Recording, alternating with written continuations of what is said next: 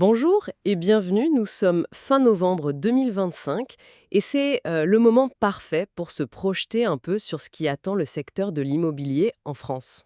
Bonjour. Oui, c'est une période charnière. Aujourd'hui, on va se pencher sur une série de textes qui vont sérieusement, je pense, changer la donne dès 2026. Tout à fait. L'idée générale, si on devait en trouver une, c'est un peu la fin d'une certaine zone grise, on va dire.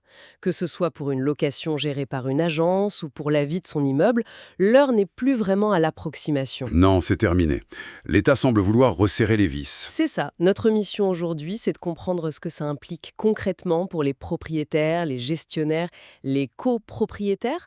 On va analyser deux gros chantiers. Oui, D'abord, une traçabilité quasi totale dans la location et ensuite une modernisation un peu à marche forcée des copropriétés. c'est exactement ça. Et il faut bien noter que ce resserrement de vis, comme vous dites, ça ne sort pas de nulle part.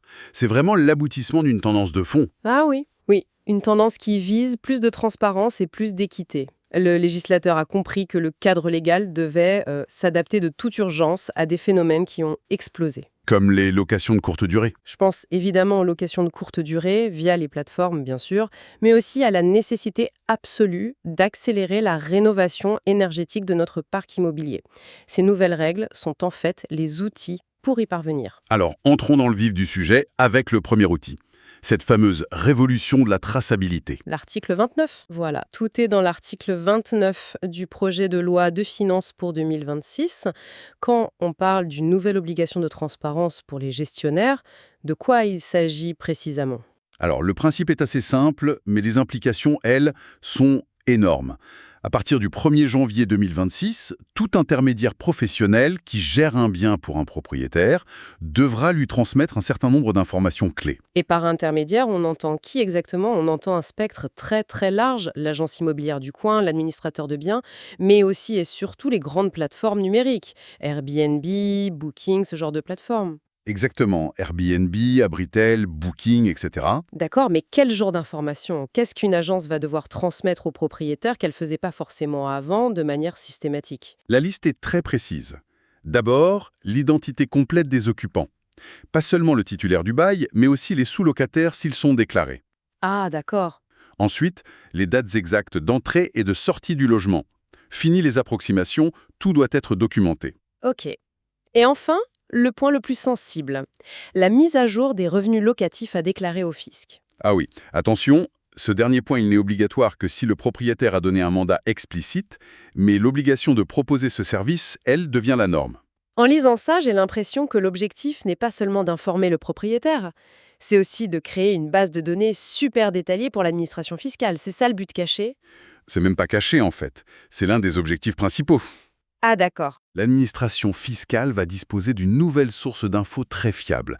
Elle pourra comparer ce que déclarent les plateformes, ce que déclarent les gestionnaires, et ce que déclare, in fine, le propriétaire.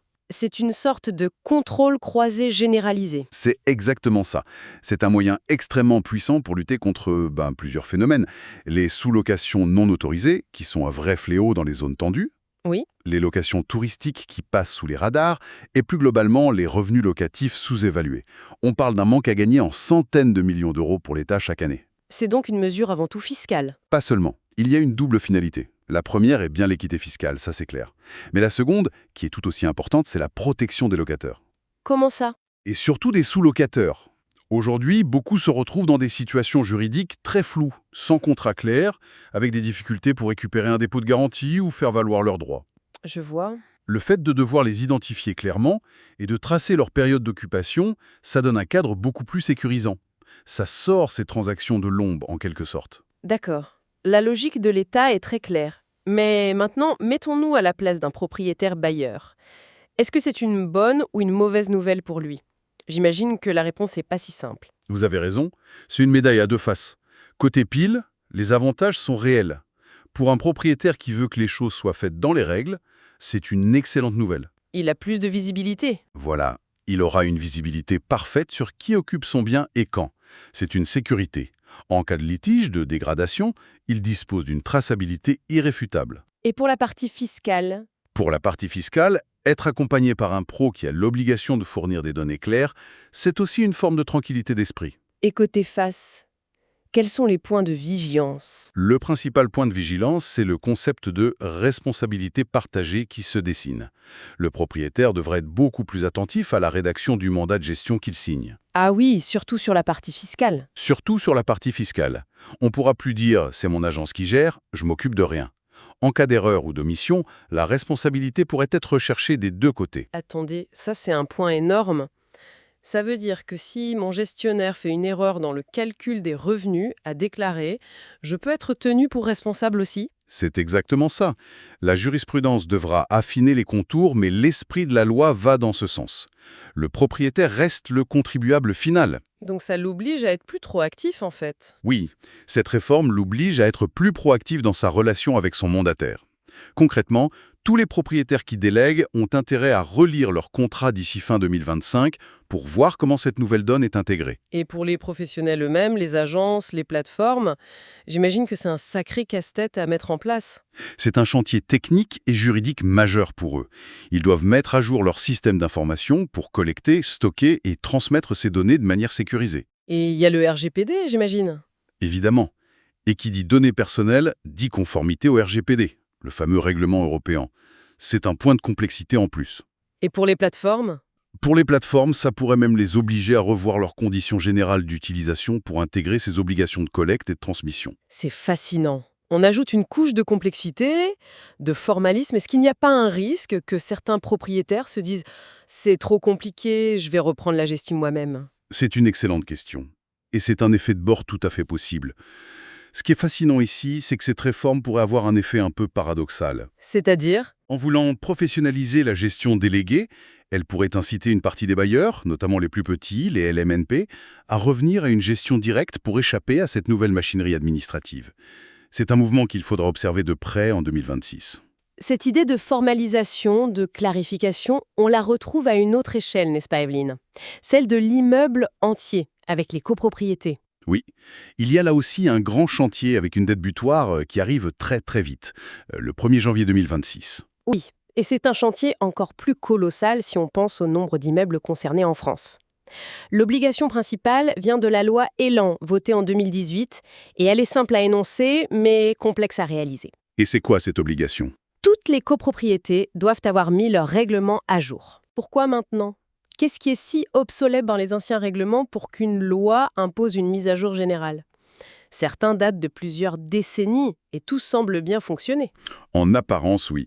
Mais en pratique, ces vieux règlements sont des sources de conflits et de blocages permanents. Ah bon? Le principal objectif, c'est de clarifier un point qui empoisonne la vie de milliers de copropriétés. La distinction entre les parties communes à jouissance privative, Ah. comme un balcon ou un jardin. Voilà, c'est ça. Et les parties privées. Définir clairement qui doit entretenir quoi et qui doit payer quoi. J'ai un souvenir très précis d'un dossier de vente bloqué 6 mois. Sinois? Oui, parce qu'un balcon, dans un règlement des années 70, n'était pas clairement défini comme privatif ou commun. Le notaire a refusé de signer. Cette mise à jour, elle vise précisément à éviter ce genre de cauchemar. C'est un exemple très parlant. Donc, au-delà de la contrainte, on peut voir ça comme une opportunité de remettre les choses à plat. Absolument. C'est l'occasion de faire un grand ménage juridique. On en profite pour supprimer les clauses devenues illégales avec le temps. Comme quoi, par exemple? Par exemple, des clauses qui interdiraient l'exercice d'une profession libérale. Et surtout, on intègre les enjeux du 21e siècle. Comment on gère l'installation de bornes de recharge pour véhicules électriques? Comment on facilite les travaux de rénovation énergétique? Donc, un règlement plus moderne. Un règlement moderne et clair, c'est la base pour pouvoir prendre des décisions efficaces en Assemblée générale et valoriser le patrimoine de tous. Ne pas le faire avant le 1er janvier 2026, c'est prendre le risque de voir des décisions d'AG annulées ou des ventes bloquées. Et cette loi Elan, elle ne s'arrête pas là.